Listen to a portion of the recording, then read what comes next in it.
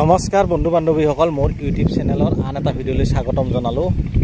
মই আজি আপোনালোকক আমাৰ পথাৰখনত মই লৈ আহিছোঁ, কাৰণ মই পথাৰখনত আহিছোঁ এইকাৰণে আমাৰ এই পথাৰখনত এই মোৰ পিছপিনে দেখিছে ইয়াতে কবিৰ খেতি আছিল, কিছু কবিৰ খেতি আছে। চাওক, মই আপোনালোকক দেখুৱাইছোঁ।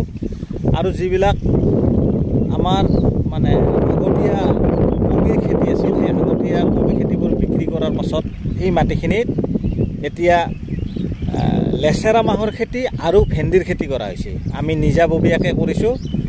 আৰু ইয়াৰ যিটো লেচেৰা মাহৰ যিটো প্ৰজাতি, সেইটো হ'ল মালি কোম্পানীৰ কাউপিয়ে 10।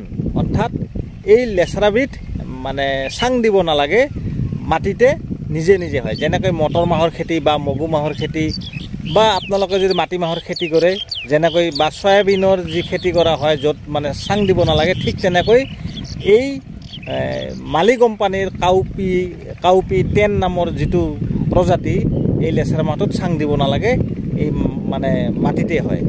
আৰু মোৰ পিছপিনে এইটো দেখিছে, এইবিলাক ভেন্দি। মই আপোনালোকক এটা এটাকৈ দেখুৱাম। আৰু এই ভেন্দিবোৰ ইয়াৰ যিটো প্ৰজাতি, এইটো হ'ল ৰাজাৰাণী। ইয়াৰ প্ৰজাতিটো নাম হ'ল ৰাজাৰাণী। ভেন্দিৰ আপোনালোকে বজাৰত বিভিন্ন কোম্পানীৰ ভাল ভাল উন্নত জাতৰ বীজ আপোনালোকে বজাৰত পাব।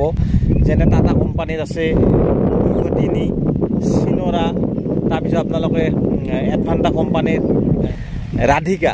আপোনালোকে বিভিন্ন কোম্পানীৰ বিভিন্ন ভাল ভাল উন্নত জাতৰ ভেন্দিৰ বীজ বা লেচেৰা মাহৰ বীজ আপোনালোকে বজাৰত পাব।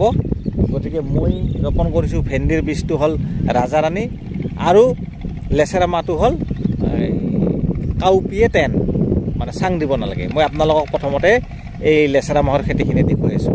এইবিলাক যে দেখিছে, এইবিলাক সম্পূৰ্ণ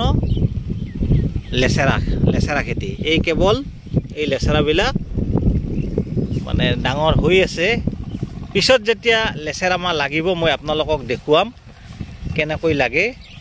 এই চাওক, কি ধুনীয়াকৈ লাইন কৰি কৰি এই লেচেৰা মাহৰ খেতিটো কৰা হৈছে। এডাল লেচেৰা গছৰ পৰা আন এডাল লেচেৰা গছৰ দূৰত্ব মোটামুটি প্ৰায় 8 ইঞ্চিমান দিয়া হৈছে।